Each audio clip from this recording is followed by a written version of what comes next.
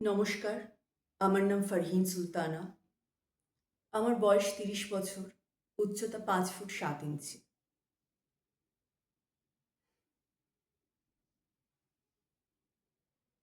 আমার নাম পারুল, কিন্তু লোকে আমাকে ডাকে ডাকাতের বউ বলে।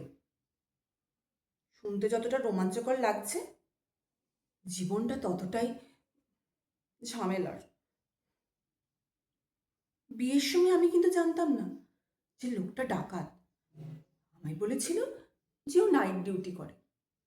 আমি ভেবেছিলাম, বাহ, কি দায়িত্ববান লোক, রাত্রে কাজ করে, দিনে ঘুমায়, কি পরিশ্রমী মানুষ। কিন্তু ১ মাস বাদে বুঝলাম ব্যাপারটা একটু অন্যরকম। একদিন রাত ২টোর সময় দরজা খুলে ঢুকলো হাতে একটা ফ্রিজ নিয়ে। আমি বললাম, ওমা, ফ্রিজ কোত্থেকে এলো? বলে কিনা কোম্পানি থেকে বোনাস দিয়েছে। তারপর একদিন এলো টিভি, একদিন এলো মাইক্রো ওভেন।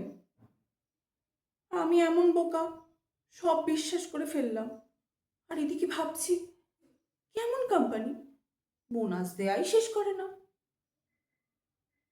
কিন্তু সমস্যাটা ঘটল অন্য জায়গায়। আমার স্বামীর কোনো টাইম টেবিল ছিল না। কোনোদিন রাত ১২টায় বেরোতো, কোনোদিন ৩টে। তো আমি প্রশ্ন করলাম, শোনো, এত রাত্রে তুমি যাও কোথায়? মা কি শান্ত গলায় বলল, কাজে। আমি আবার প্রশ্ন করলাম, কি কাজ? বলে, মানুষকে হালকা করা। আমি বললাম, মানে? তখন বলে, টাকা পয়সা কমিয়ে নি, মানুষ হালকা হয়ে যায়। সেদিনই প্রথম বুঝতে পারলাম